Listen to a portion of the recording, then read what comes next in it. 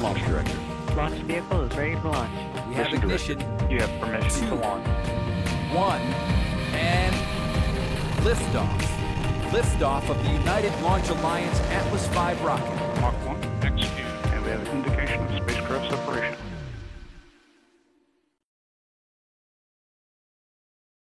At Space Launch Complex 41, an Atlas V rocket is fueled and ready to launch the 5th Space-Based Infrared System satellite for the United States Space Force. Good afternoon and welcome to Cape Canaveral Space Force Station in Florida. I'm Dylan Rice, Systems Test Engineer, Launch Conductor, and the host of this afternoon's broadcast. Liftoff is set for 1:31 p.m. and we have a 40-minute launch window for today's launch attempt. A few seconds from now, the count will enter a planned 15-minute hold.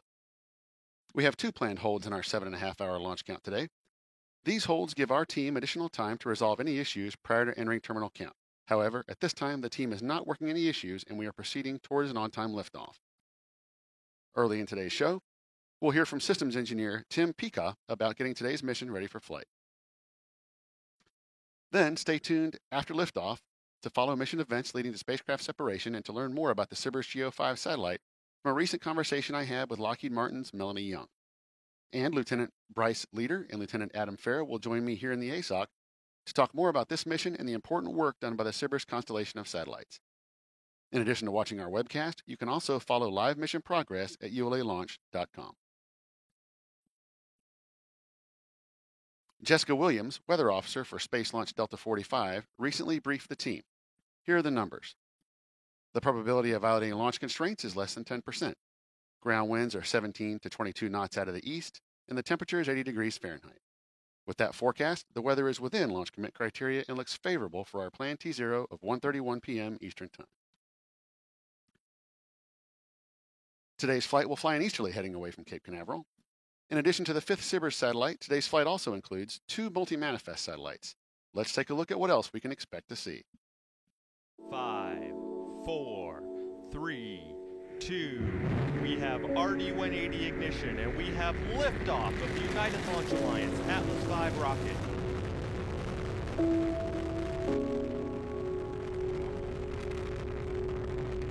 The Atlas V RD-180 main engine and 2 solid rocket boosters ignite to generate more than 1.5 million pounds, or nearly 6.7 million newtons of thrust to lift the rocket on its way towards a geosynchronous transfer orbit. Shortly after liftoff, Atlas begins a pitchover to attain the proper flight path, while minimizing the dynamic pressure the vehicle experiences during flight. The Atlas V reaches Mach 1, the speed of sound, at 47 seconds. Following burnout, the 2 SRBs are jettisoned at 2 minutes 9 seconds to shed their weight. Within the next 2 minutes of first stage flight, the Atlas V rocket will more than triple its velocity. Approaching booster engine cutoff, the Atlas V is burning propellant at a rate of 700 pounds, or 320 kilograms per second. With propellant levels depleted, the booster engine shuts down at 4 minutes 10 seconds, having reached space. The Atlas V is now traveling nearly 12,500 miles, or 20,000 kilometers per hour, located 73 miles, or 118 kilometers in altitude, and 235 miles, or 378 kilometers downrange.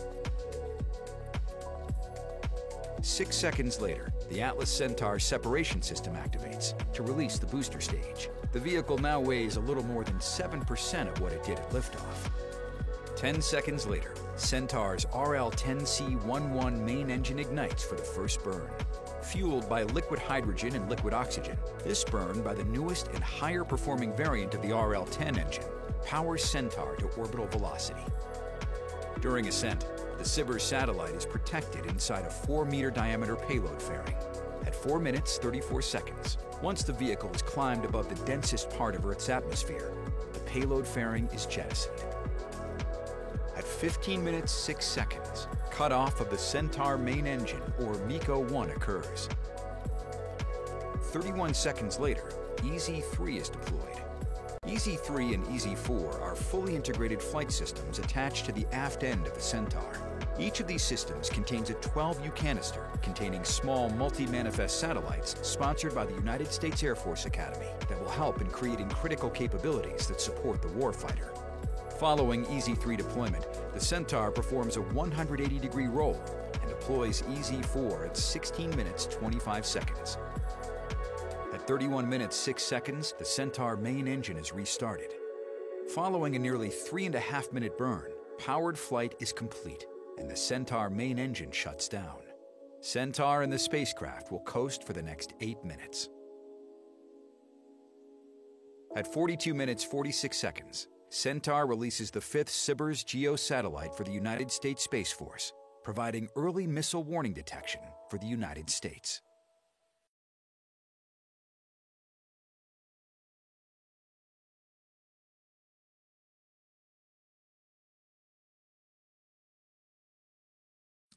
ULA is using an Atlas V 421 rocket to launch SBIRS GEO-5. This is the 87th Atlas V launch and ULA's 144th mission. Built in Decatur, Alabama and Harlingen, Texas, Atlas V is comprised of a common core booster powered by an NPO Energomash RD-180 engine, equipped with 2 Aerojet Rocketdyne solid rocket boosters, and a Centaur second stage powered by an Aerojet Rocketdyne RL-10C11 engine and equipped with a 4-meter diameter payload fairing. Events began with lifting the 107-foot or 33-meter booster onto the mobile launch platform at the Vertical Integration Facility. Then the SRBs were mated to the booster. After the satellite was encapsulated inside the payload fairing on April 30th, it was transported to the Vertical Integration Facility on May 7th, where it was mated to the Atlas V rocket at Complex 41. An Atlas V launch countdown begins with moving the rocket from the VIF to the pad. 6 components are used for the 20-minute, 1/3 mile trip to the pad. The MLP, which weighs about 2 million pounds, supports the rocket and contains air conditioning, electrical, and commodities lines. Undercarriages bear the weight of the MLP and rocket. 2 rail cars lead the move. The payload van provides spacecraft communications. The ground van provides support for the rocket. At the rear of the convoy is an environmental control system providing air conditioning to the payload and rocket. Trackmobiles power the nearly 3 million pound convoy. The Atlas V rocket stands 194 feet, or about 59 meters tall, and weighs just under 1 million pounds, or nearly 431,000 kilograms, fully fueled. ULA's Atlas V is launching the 5th dedicated satellite in the Space-Based Infrared System. Built by Lockheed Martin, this is the first launch of a satellite using the company's modernized LM-2100 combat bus, an enhanced space vehicle that provides even greater resiliency and cyber hardening against growing threats, as well as improved spacecraft power, propulsion, and electronics. SBIRS GEO-5 is equipped with powerful scanning and steering surveillance sensors to protect our nation 24/7. These infrared sensors collect data that allow the U.S. military to detect missile launches, support ballistic missile defense, expand technical intelligence gathering, and bolster situational awareness on the battlefield. Also riding on today's Atlas V are 2 multi-manifest satellite vehicles, EZ-3 and EZ-4, which contain 2 technology demonstration orbiters known as TDO-3 and 4. These satellites, sponsored by the Department of Astronautics at the U.S. Air Force Academy, will ultimately be used to create capabilities that assist the nation's warfighters in performing their critical missions. Led by the Mission Manifest Office, this multi-organizational design, analysis, manufacture, test, and integration effort was performed within just 9 months. Getting a rocket and satellite prepared for launch require a lot of work coming together at the right time. Mission Integration Systems Engineer Tim Pica tells us how it's done.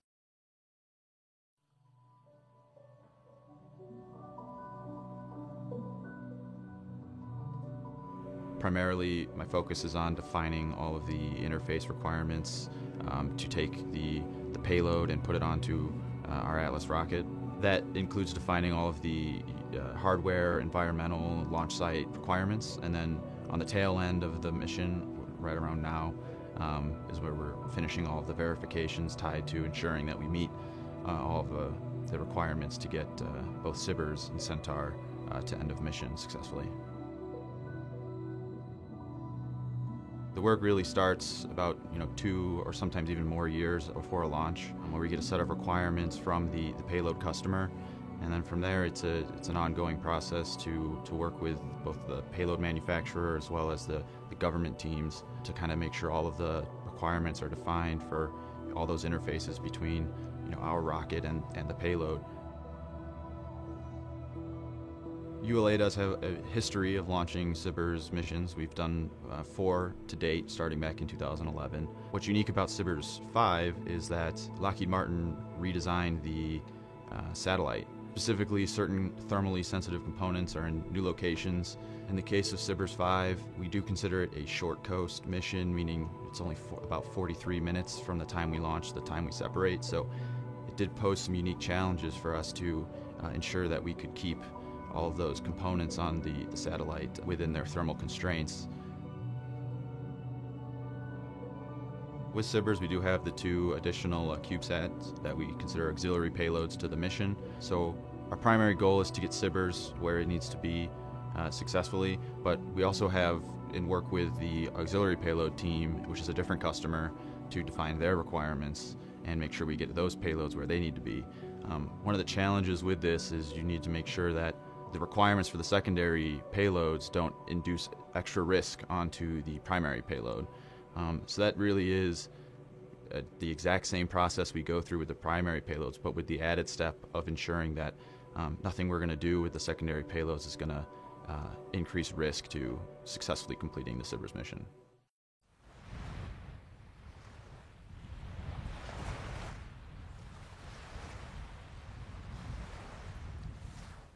The artwork on the payload fairing of today's rocket features a 5-sided pentagon to represent the 5th SBIRS GEO satellite. Additionally, an eagle, the mascot for SBIRS, is front and center in its claws to represent this missile warning mission. We also see 5 red beams emanating from the center star to represent the SBIRS infrared capability, as well as this, the 5th GEO satellite. Finally, the SBIRS motto, "Always Vigilant," is imprinted on the missile.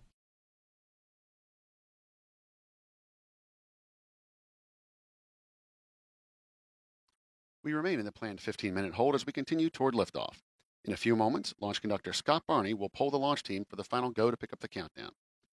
29 engineers and managers are polled for system status and readiness to proceed. This is the final status check for all Atlas vehicle systems, ground systems, spacecraft, and the U.S. Space Force Eastern Range. The vehicle system readiness poll includes electrical systems, hydraulics, pneumatics, propulsion systems, flight control, and propellants. Let's listen in as Scott Barney performs the final polling. LCS Redline Monitor. Go. Roger. Step 150 is now verified. Roger.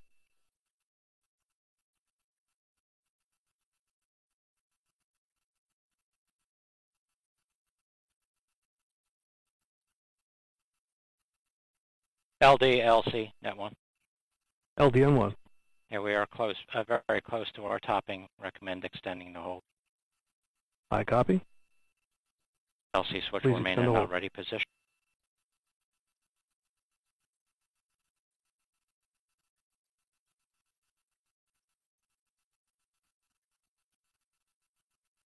Heard Launch Conductor Scott Barney recommended to the launch director that we extend our built-in hold for just a few minutes while the team monitors a propellant conditioning issue.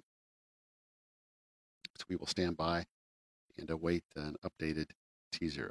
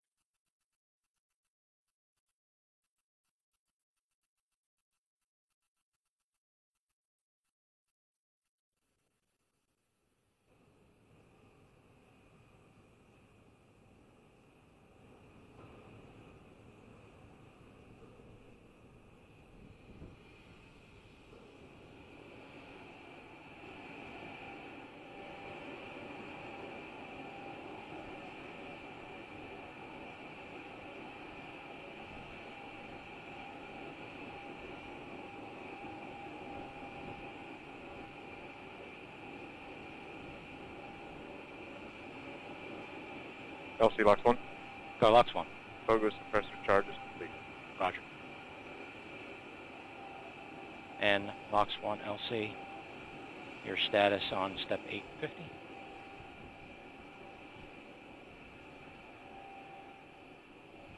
Atlas LO2 at flight level.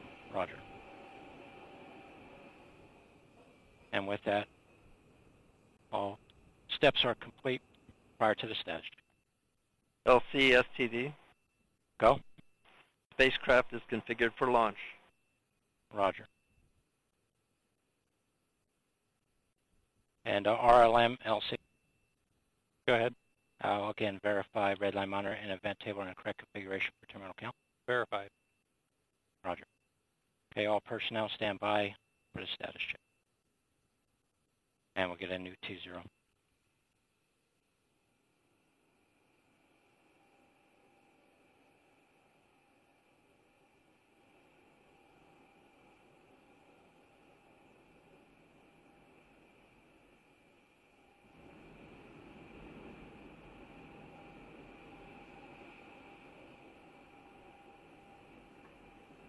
With all the required activities prior to terminal count now reported complete, the team will choose a new T0 and we'll get moving here momentarily. T0 of 1737. 1737 Zulu. Roger. RC, LC, Net 1. RC. Please coordinate a new T0, 1737 Zulu.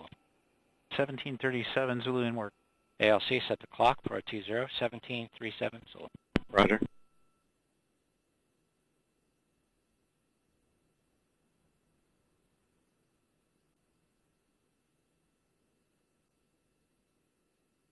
Copy.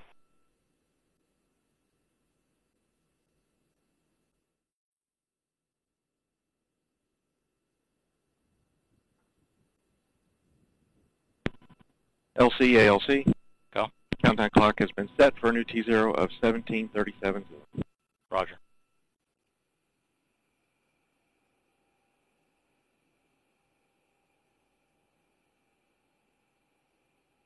L minus 9 minutes.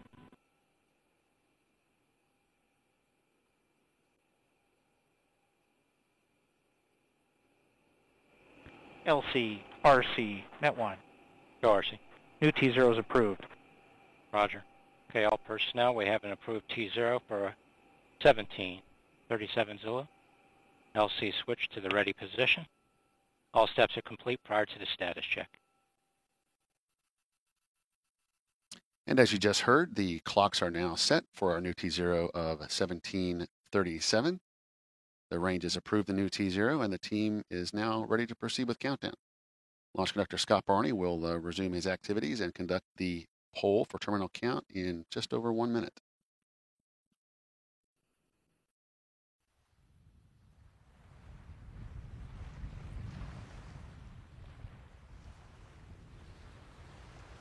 L minus 8 minutes.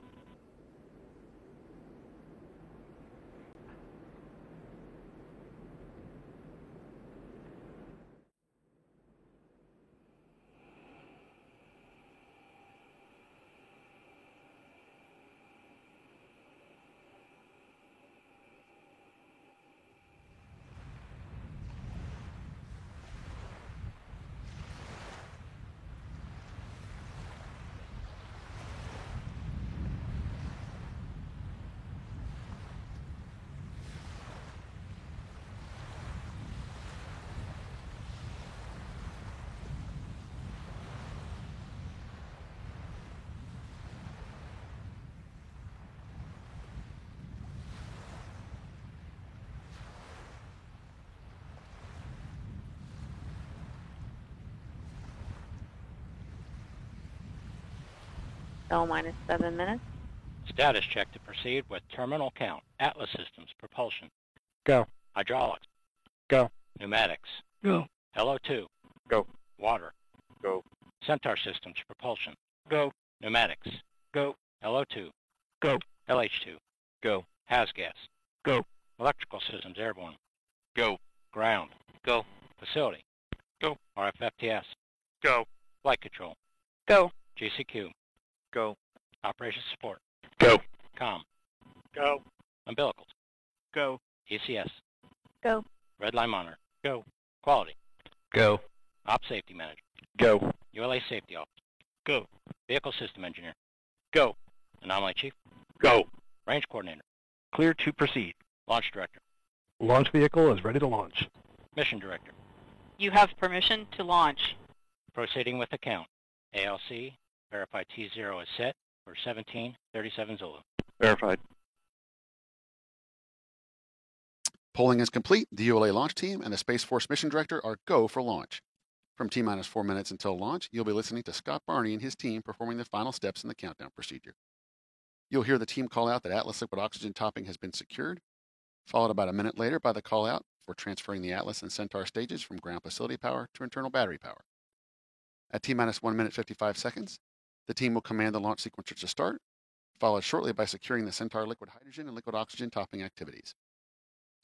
At T-minus 1 minute 40 seconds, the team will command the flight control system to launch enable and arm the flight termination system. In the final minute, Atlas tanks will be verified to flight pressures, followed by a verification of Centaur tank pressures. A final status check of Atlas, Centaur, and SBIRS GEO-5 readiness is conducted at T-minus 25 seconds. At T-minus 3 seconds, the RD-180 engine will roar to life. After liftoff, you'll hear the voice of Patrick Moore providing launch vehicle ascent data. STD, this is LC. Please re-verify spacecraft remains configured for launch. Verified. Roger. All steps are complete prior to terminal count.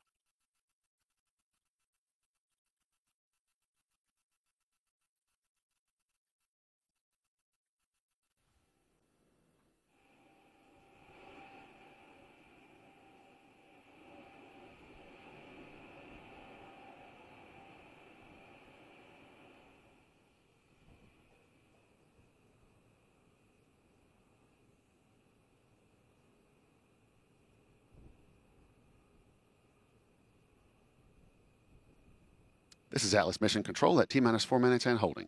We anticipate releasing the hold in just a few moments. On my mark, the time will be T-minus 4 minutes and counting.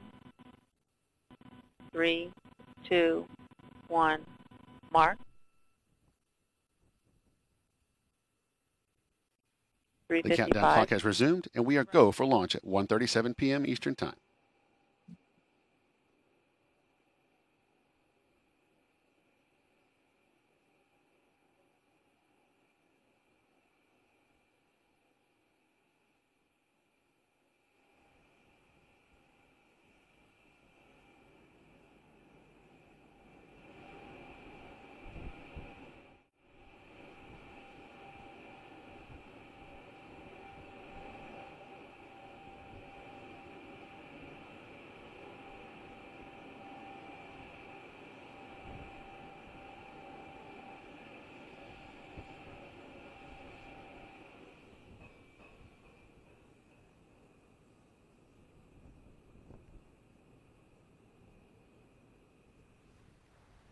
T-minus 3 minutes. Securing LO2 stopping. Atlas tanks to flight pressure. 2 minutes, 50 seconds. FCS internal.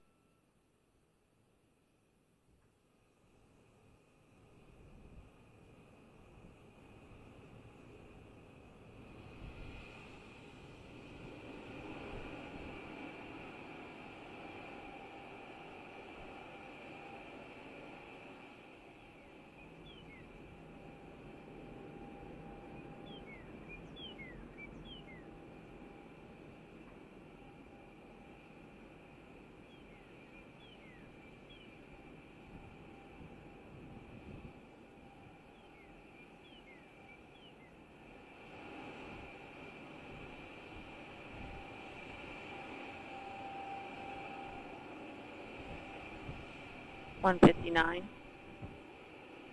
Vehicle internal. $155, Launch sequencer start. $150, Securing Centaur LH2. Securing Centaur LO2. $140, Launch enabled. $137, FCS armed. T-minus 90 seconds. The launch vehicle, payload, ground systems, and Eastern Range are go for launch.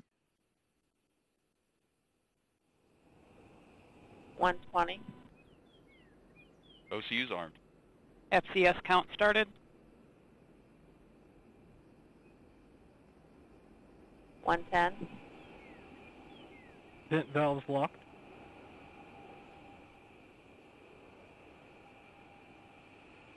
T-minus 1 minute. Rock, report range status. Range green.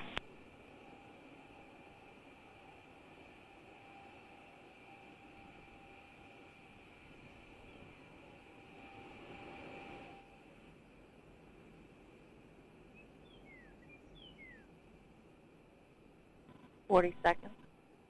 Stable at step 3.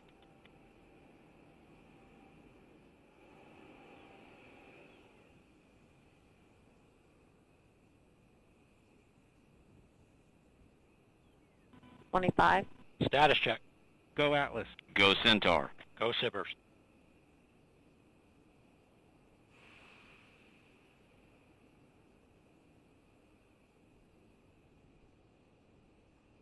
T-minus 10, 9, 8, 7, 6, 5, 4, 3, Atlas ignition, 2, 1, and liftoff. Liftoff, the United Launch Alliance Atlas V rocket with the 5th space-based infrared system satellite for the United States Space Force.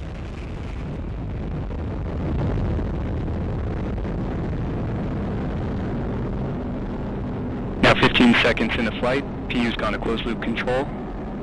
Engine operating parameters continue to look good. You are hearing the voice of Patrick Moore providing launch vehicle ascent data.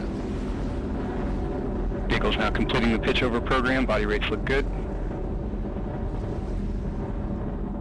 Seeing good chamber pressure on both SRBs. And RD-180 now beginning the throttle bucket. Engine response looks good. And now passing through Mach 1, Atlas V is now supersonic, and Max Q, maximum dynamic pressure. Body rates continue to look good through the boost phase. Vehicle's now throttling back up slightly, engine response continues to look good. Chamber pressure on both SRBs continue to look good. Now passing 1 minute 10 seconds into flight. Atlas is now 10 miles in altitude, 4.5 miles downrange distance, traveling at 2,000 miles per hour. 1 minute 20 seconds into flight, standing by for SRB burnout shortly. Body rates continue to look good. Chamber pressure on the SRB is now tailing off. And we have burnout on both SRBs. Atlas will hold on to the SRBs for an additional 39 seconds before jettison. RD-180 is throttled back up to full thrust. Engine response looks good. Now passing 1 minute 50 seconds into flight. Body rates continue to look good throughout the boost phase. And the Atlas V now weighs 1/2 of its liftoff weight. And standing by for SRB jettison shortly. And we have good indication of separation of both SRBs. Now just under 2 minutes remaining in the booster phase of flight.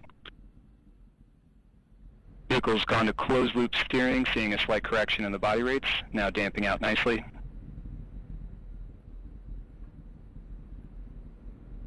RD-180 engine operating parameters continue to look good. RD-180 throttling down slightly now as expected.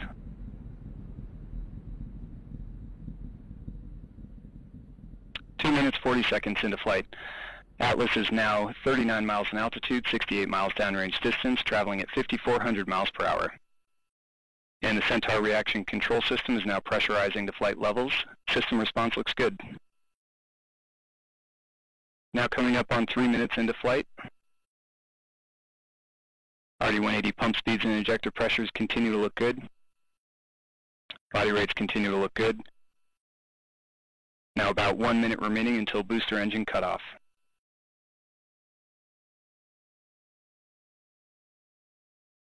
Pump speeds and injector pressures on the RD-180 continue to look good throughout the boost phase.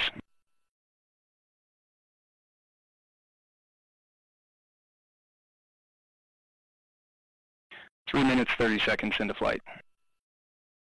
Atlas is now 56 miles in altitude, 160 miles downrange distance, traveling at 9,000 miles per hour.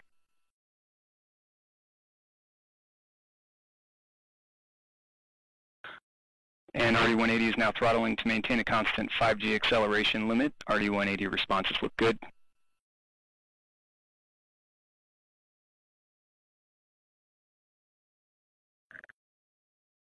And Centaur's begun the boost phase chill down sequence. RD-180 now going to 4.6G throttle limiting, standing by for BECO. And we have BECO booster engine cutoff, standing by for stage SEP. And we have good indication of stage separation. We have pre-start on the RL-10, standing by for ignition. We have ignition and full thrust on the RL-10. Chamber pressure looks good. Body rates look good. And we have good indication of payload fairing jettison. This first burn of today's mission will last approximately 10 minutes, 30 seconds. RL-10 engine operating parameters look good. Body rates have damped out nicely from the startup transients.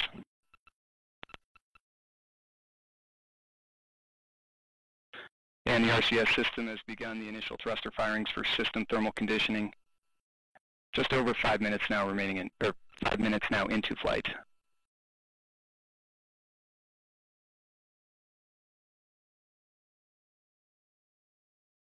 RL-10 chamber pressure looks good.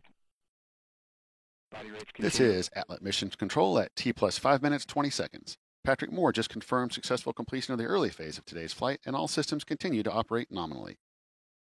The mission is currently in the first Centaur engine burn. Our next event, Centaur main engine cutoff, will occur in approximately 10 minutes. Lockheed Martin builds the SBIRS satellites for the U.S. Space Force. Here's a video highlighting the power of these satellites.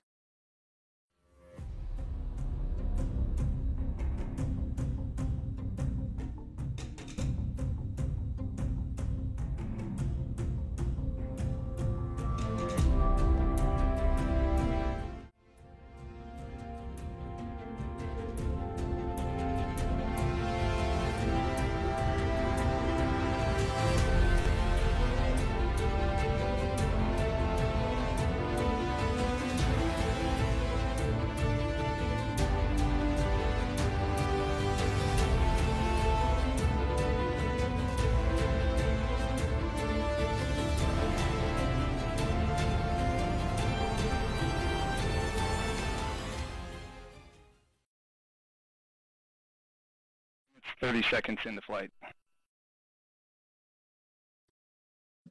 Last week, I had the opportunity to talk with Lockheed Martin's Melanie Young about the incredible capabilities SBIRS-5 brings to the constellation. Let's take a look at our conversation. Hey, Melanie. Thanks for joining me this afternoon. Can you tell me more about what you do for the SBIRS program? Yeah, thanks. I'm really excited to be here. I am a systems engineer for Lockheed Martin Space, and I've worked in the U.S. Space Force's Space-Based Infrared System, or SBIRS program, for 14 years. Wow, that's awesome. For our audiences, can you tell us more about what SBIRS is and what SBIRS does? Yeah, SBIRS is a critical system for the U.S. Space Force and for our national defense. It has a constellation of SBIRS satellites that continuously protect our nation and armed forces. The SBIRS satellites are equipped with scanning and steering surveillance sensors. They detect missile launches and support ballistic missile defense, expand technical intelligence gathering, and bolster our situational awareness on the battlefield. On the ground side, there's a ground station that receives and processes tons of SBIRS data. The SBIRS operators take that data and use it to make reports for defense and intelligence and civil applications. And SBIRS GEO-5 is the latest satellite to join the SBIRS constellation. So the SBIRS program is very important to our national defense. You mentioned that this is SBIRS-5. We've launched 4 SBIRS birds in the past. Can you tell us what's different about SBIRS-5 compared to the previous satellites? Yeah, we're very excited about SBIRS GEO-5. It's the most advanced and resilient SBIRS satellite that Lockheed Martin has built to date. It was built in about 5 years, and it's the first military space satellite built on our LM-2100 combat bus. So that is the version of Lockheed Martin's modernized modular LM-2100 space vehicle. It has greatly enhanced resiliency. That LM-2100 bus is an internally funded multi-year modernization initiative that has greater resiliency and cyber hardening, enhanced spacecraft power and propulsion and electronics, It's got a lot of processing and features as well, where we have common components that streamline manufacturing. And then it's got a flexible design so that you can put on future modernized sensor suites. So this is a huge step toward achieving, this resilient missile warning that is ultimately going to follow on in next-gen OPIR Block 0. Wow, that sounds really important. That's really a significant upgrade compared to the previous birds that we've launched. I know for me, working in the industry, I find it really rewarding to participate in some of the launches that we do, both national defense and some of the science missions. What's it mean to you to work on the SBIRS program? Yeah, I'm really proud to be a part of the SBIRS program, supporting our national defense. And SBIRS plays such an incredibly important role in protecting our country and our armed forces. And I'm really proud to be a part of this team. Awesome. Well, hey, thanks for talking to me today. We recently received some sad news that a mutual teammate, Bill Levinson, had passed away. I know that Bill had a tremendous career with Lockheed Martin. He's also a longtime ULA employee when we formed ULA in 2006. He worked in our chief engineer's office, both in the major development as well as the chief engineer for the Delta program and then the Atlas program. He contributed in numerous ways to all of our programs. Yeah, we thank Bill for his many years of service to the industry, and he will be missed. Well, thanks again for joining me today, Melanie. It was really great speaking with you. Yeah, thank you.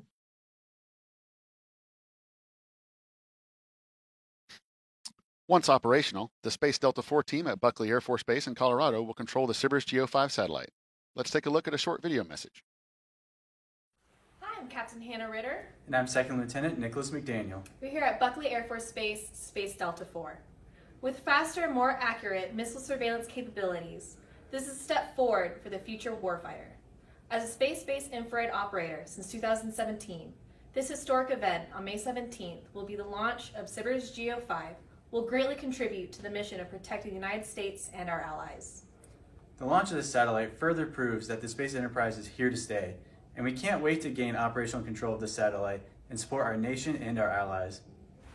Videmus Mundum, we see the world.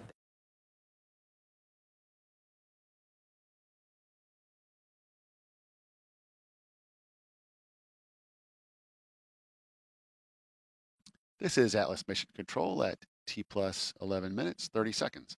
The Atlas, Centaur second stage, and SBIRS GEO-5 satellite are currently located over the Atlantic Ocean, west of Africa.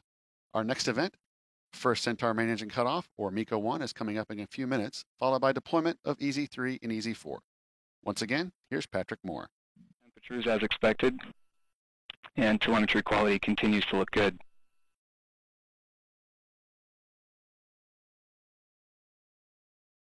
Now coming up on 12 minutes into flight. Approximately 3 minutes now remaining in the burn.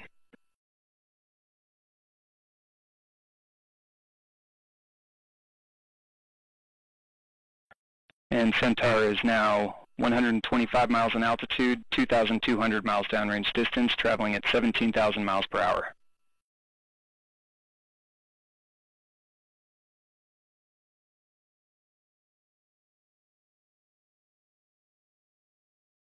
"12 minutes, 30 seconds into flight.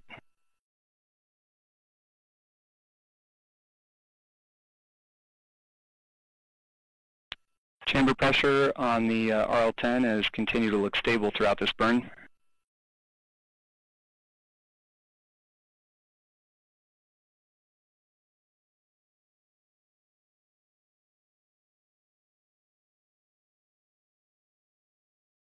Now passing 13 minutes into flight. And just over 2 minutes now remaining in the burn. Centaur systems all continue to operate nominally.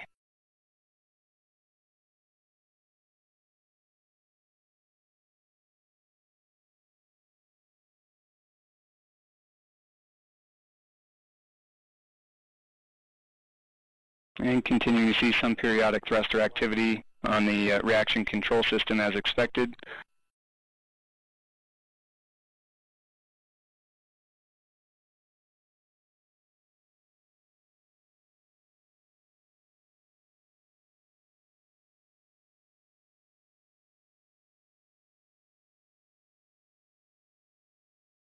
Propellant utilization system is continuing to control appropriately in the closed loop mode. Body rates remain stable. Now coming up on 14 minutes into flight. And about 1 minute now remaining until main engine cutoff.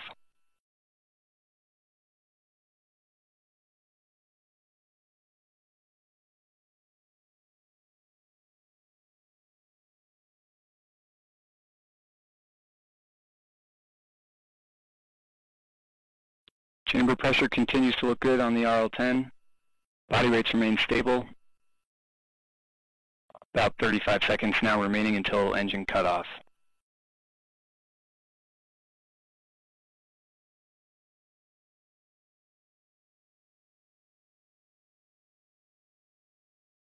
And we're seeing good pressures on helium and hydrogen storage bottles.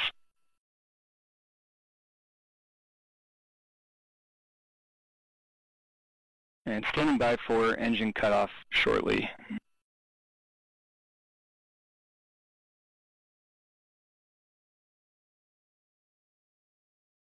And we have MECO main engine cutoff. Body rates look good. Centaur now engaging 4S settling as expected.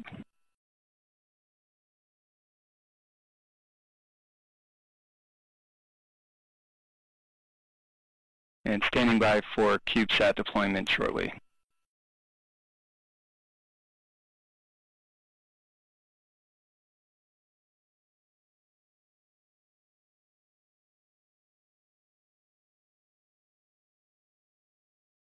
And we have good indication of separation of the TDO3 CubeSat from the aft bulkhead carrier.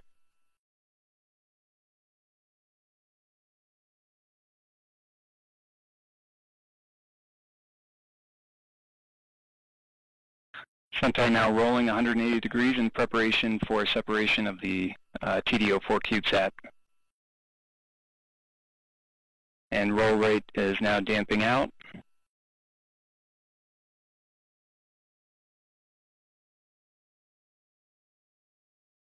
And the roll is completed, standing by for separation of TDO4.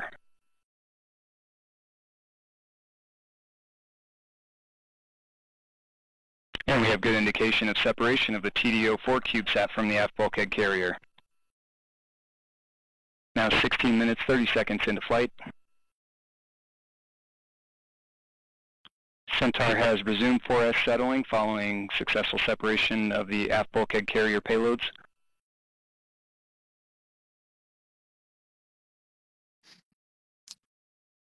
I'm joined now by Lieutenant Bryce Leader, EZ3 and EZ4 Program Manager. Lieutenant, thanks for joining me. We just saw the successful deployment of EZ3 and EZ4. Congratulations. Hey, thanks so much. It's such an exciting event to watch. I mean, fantastic launch to watch, fantastic separation. Really just thanks to our partners here, ULA and Parsons, for all the hard work they put in so far. So it's looking good. So thanks again. Excellent. As EZ3 and EZ4 Program Manager, what's your role? Yeah, it's a great question. So I want to point out I'm a Space Force Program Manager now, which is kind of a big deal for me. Just transitioned recently.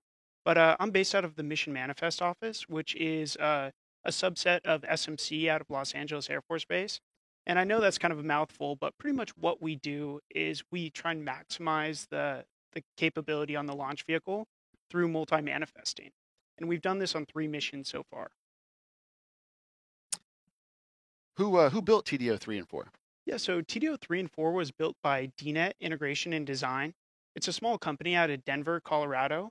One thing I do want to point out, though, is one of the partnerships we had on this mission was with United States Air Force Academy. It was the first time working with them, and it was a great experience. Really hope we can do it again in the future here. I bet that was an incredible experience for the cadets. Oh, it was so great. We actually got to get them out here for the EZ3 and EZ4 matchmate, so I actually got to watch them bolt on the flight system. So that's really exciting. And as an Air Force Academy alumni myself, I couldn't be more excited to see the next generation of officers, Air Force and Space Force, coming out. Cool. Yeah, go Falcons. So we've heard the terms EZ3 and EZ4 and TDO 3 and 4. Can you explain the difference? Yeah, it's a great question. A lot of people often get this confused. So EZ3 and 4, each Easy flight system is exactly that, a complete flight system that's strapped onto the aft end of the Centaur, whereas TDO 3 and 4 are the specific satellites that are integrated into the EZ3 and 4 flight system. What's different from EZ3 and EZ4 compared to previous missions? Yeah, so I love that you asked this question because it lets us brag a little bit about our capabilities in the Mission Manifest Office. So the first two missions we had are very similar to the configuration we have for EZ3 and 4. The main difference, though, is that we actually have twice the amount of satellites on this mission compared to our previous two missions, which were HF5 and HF6. Another fun fact is this is actually our second time doing a U.S. Space Force mission. So it's awesome that we're building our capability as we expand into the Space Force as well. So has the National Security Space Launch Program ever deployed these EasySats prior to the primary anchor payload? Yes, so actually on that HF5 and HF6 mission that I mentioned before, we deployed both of those satellites before the primary payload as well. And why that's important is because certain satellites have specific requirements that our warfighters need. So ultimately, we're getting critical capabilities to our warfighter when and where they need it. So what's next for the Mission Manifest Office? Well, we're pretty busy here, Dylan. We got quite a few missions coming up.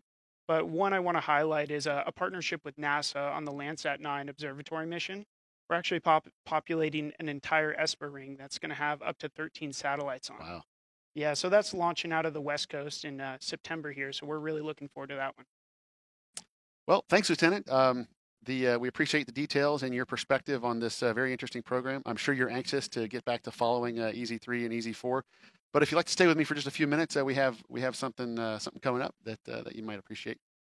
But because this mission is so important to our national security and to the safety of our troops, we want to honor our military by sharing photos of service members that were contributed by our Twitter followers. Each of these photos is a person that is near and dear to their family and friends. We thank them for their service. We thank you for your service as well. And also thanks for joining me. Let's take a look at that package.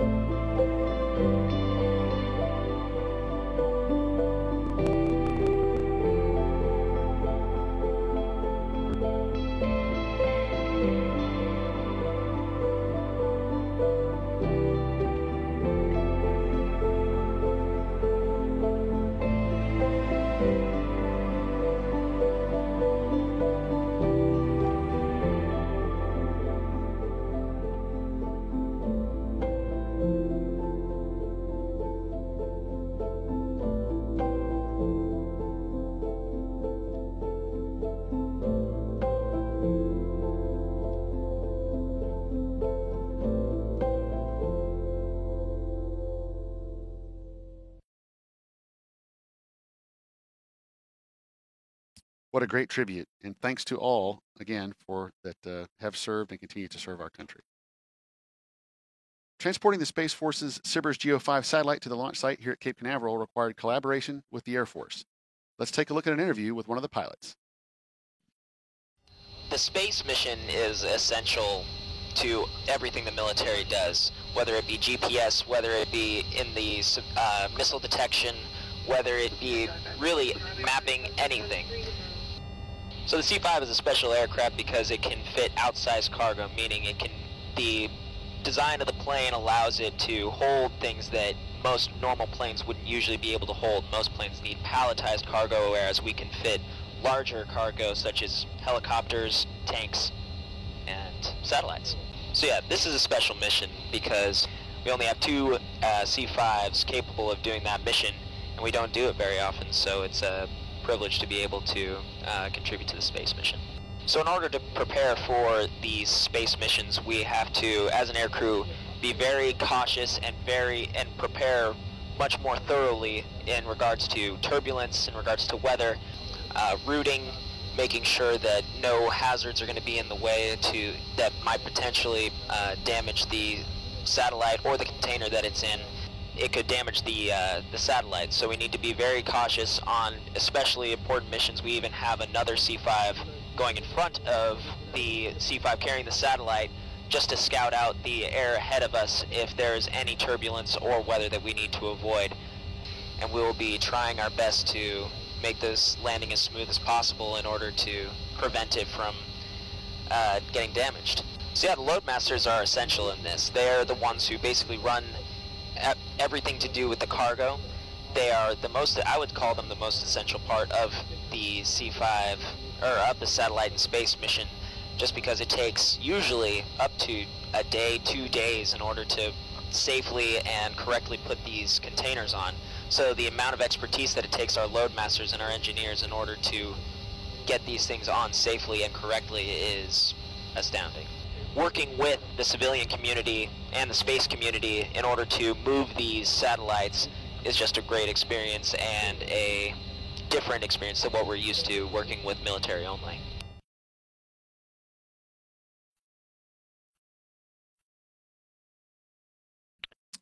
This is Atlas Mission Control at T plus 25 minutes and 20 seconds.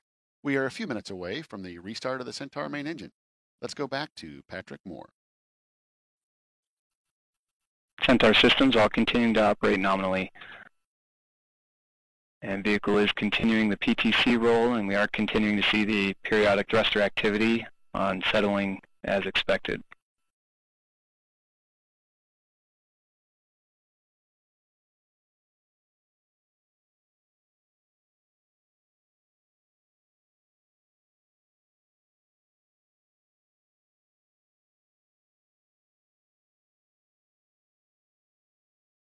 Now passing 26 minutes into flight.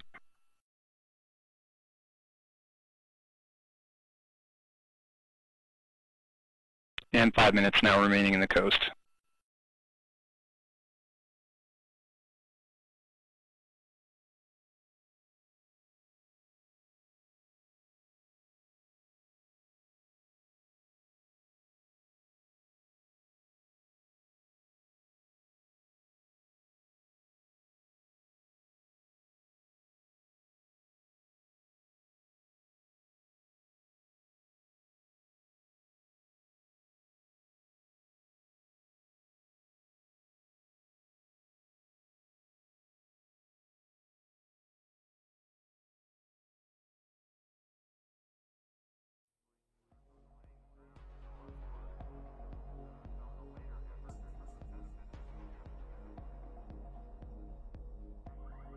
Now passing 27 minutes into flight.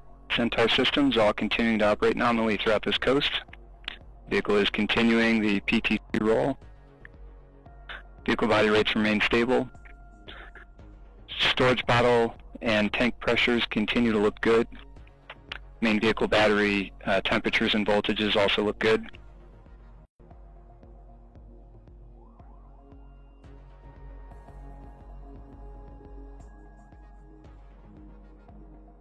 RCS loop temperatures are continuing to track very closely with the storage bottle temperature as expected.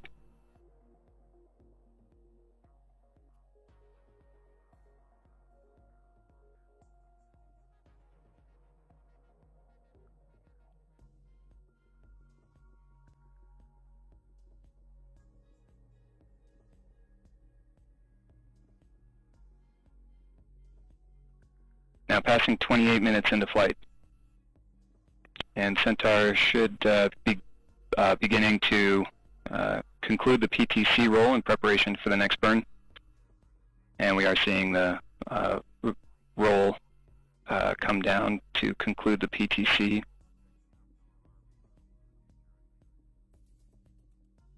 And Centaur now adjusting its attitude.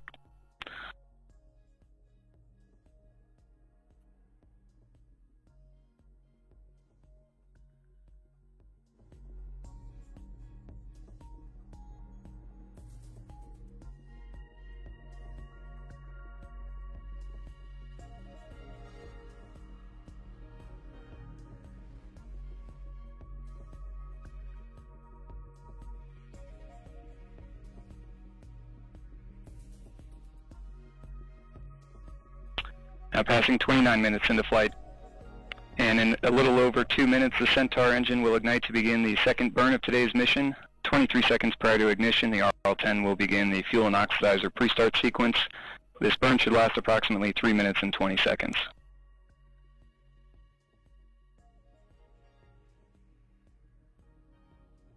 And body rates have all milled out now in preparation for the burn.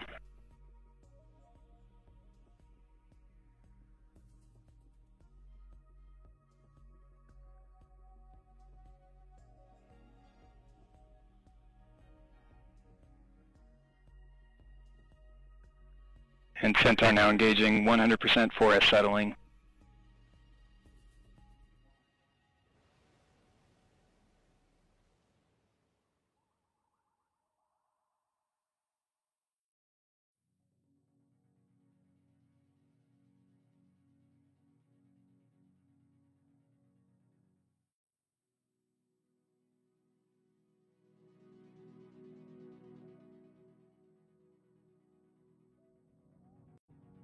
And just under 1 minute now remaining until engine restart. Tank pressures are increasing in preparation for the burn.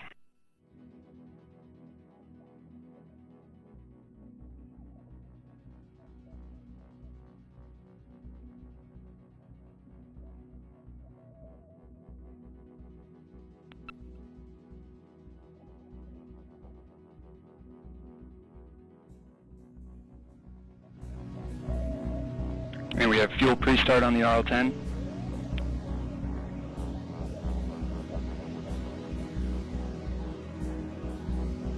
"15 minutes until main engine start.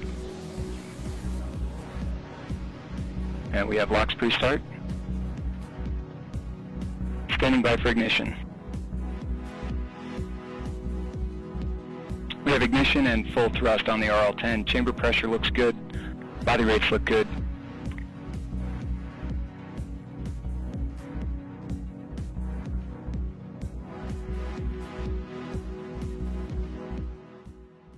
As Patrick Moore just reported, the Centaur main engine has been restarted for a second engine burn.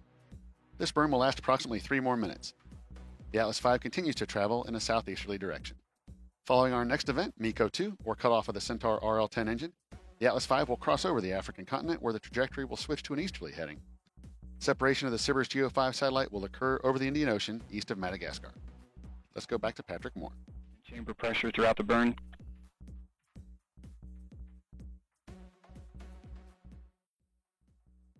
Vehicle autopilot is controlling well, seeing good stable body rates in the closed loop control. PU system operation looks good.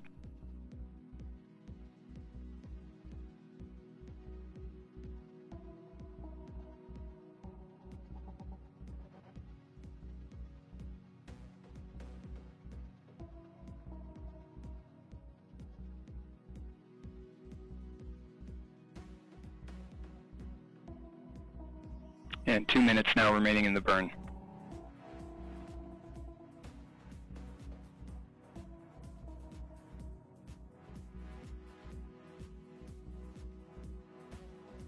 Body rates remain stable, and RL-10 engine operating parameters continue to look good throughout this burn.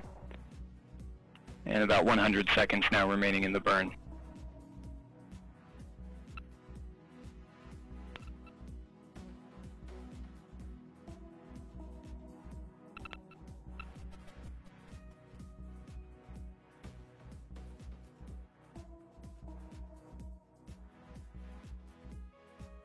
And seeing a good constant acceleration of the vehicle during this burn. PU system operation continues to look nominal, and we are continuing to see periodic thruster activity on the RCS system as expected. Loop temperature staying close to bottle temps. 1 minute now remaining in the burn.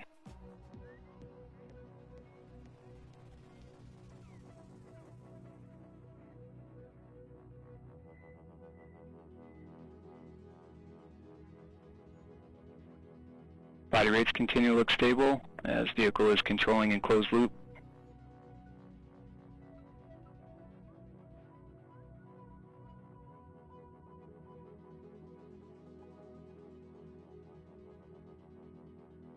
Now 30 seconds remaining in the burn.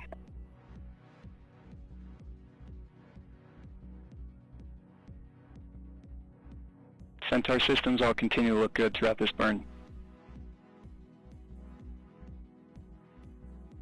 PU's gone to open loop in preparation for MECO and standing by for main engine cutoff shortly.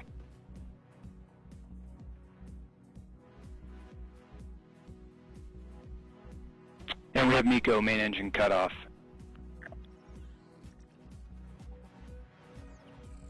RCS is now at 100% settling, as expected. System response looks good.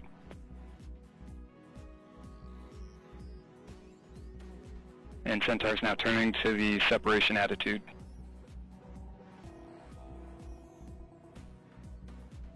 This is Atlas Mission Control at T plus 34 minutes and 55 seconds. We just heard the call for successful second main engine cutoff. Our final mark event in today's show, spacecraft separation, will occur in approximately 12 minutes.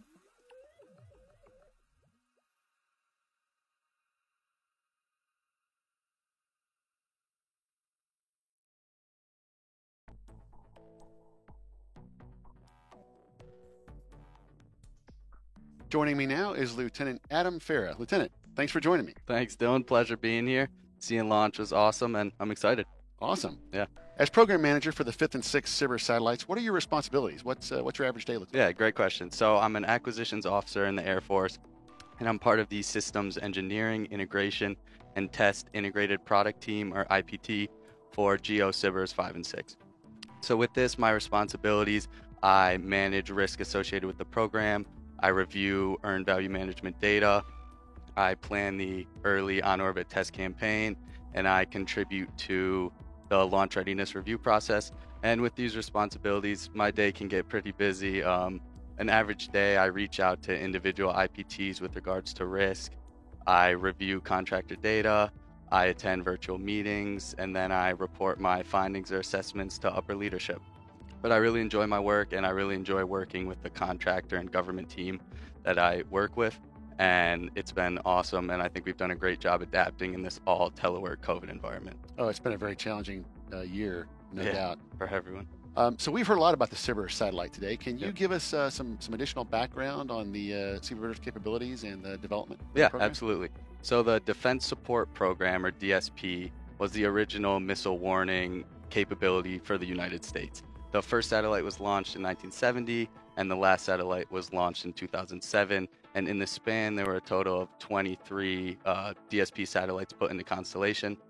Like I said earlier, this was the original missile warning capability fielded by the United States. And this is where SBIRS fits in. So SBIRS was designed to replace the DSP constellation. And now in the missile warning constellation, we have DSP satellites, we have HEO, or highly elliptical orbit satellites, and we have GEO, or geosynchronous Earth orbit satellites. Now, in regards to evolution, and with GEOs 1 through 4, and then 5 and 6. So 1 and 4 were built identical to each other, and 5 and 6 are functional equivalents of each other. However, they both have a design change in the bus, as well as minor design changes to account for material and parts obsolescence. And I think this just shows how our capabilities are evolving to help our military defend from the national security threats that we have. So how does the SBIRS program benefit the warfighters on the ground? Yeah, great question. I think that's really important that gets answered, because ultimately our program is here to support the troops and to defend the nation. And in today's global environment, the number of threats is greater than ever, and these threats are evolving at a very fast pace. So it's important that the military and our capabilities, like missile detection, missile deterrence on a global scale, are it's important that these are where they are and where we need them to be. And that's where, again, SBIRS fits in. So we provide that global, persistent infrared surveillance capability that the troops on the front line, as well as our nation, need to defend against this ever-changing 21st century threat environment. And again, or not again, but I just want to bring in a real-world situation where this capability helped, or actually shows how we help troops on the front line. So in January of 2020, Iran attacked Al-Assad Air Base in Iraq, where U.S. troops are stationed, and space operators were able to, using SBIRS capabilities, were able to detect the threat, warn U.S. troops who are on the direct path of the missile. Due to the early detection, no U.S. troops were harmed or killed, and I think, again, this just shows how our capabilities are actually helping the troops on the front line. Yeah, and absolutely critical. Yeah, exactly. No doubt. Very important. So obviously, liftoff is super exciting to see. We're just a couple minutes away now from spacecraft separation. What are you feeling right now? Yeah, so that was awesome. That was the first lift or launch that I've ever been a part of. And I just want to say congratulations to everyone who has gotten this far and worked with the team. And I know the mission isn't over, but still getting here is such an accomplishment. Watching everything come together and now being moments away from spacecraft separation is amazing. And however, this is only the beginning of the SBIRS mission. So once spacecraft separation happens, then we need to make sure we get in our desired orbit, as well as make sure the satellite is functioning properly. So we start with a series of liquid apogee engine burns to get into our circularized orbit. And then we turn on the satellite, turn on the payload, and make sure that, again, the systems are functioning properly. And once all of this happens and we're in our desired orbit and in the constellation, then that's when the SBIRS mission actually begins. Now, another reason why I'm really excited and why everyone's super excited is because this is the first time in the Space and Missile Systems Center history that Space Force acquisitions officers have sat on console for day of launch. So for SMC, for the Space Force, for the nation, and for our program, it's just a remarkable accomplishment to get to this point, and I couldn't be happier. And I know everyone on our team feels that same way. Well, thanks for sharing your perspective. It sounds like you have a really cool job, and appreciate you talking with us here as we get closer to SBIRS separation. Hopefully you can hang out with me here in the booth for just a couple more minutes. Yeah, don't worry, I'm not going anywhere. Awesome. This is Atlas Mission Control at T plus 41 minutes. We're approaching spacecraft separation here in just a few minutes. Let's go back to Patrick Moore for the last call of the afternoon.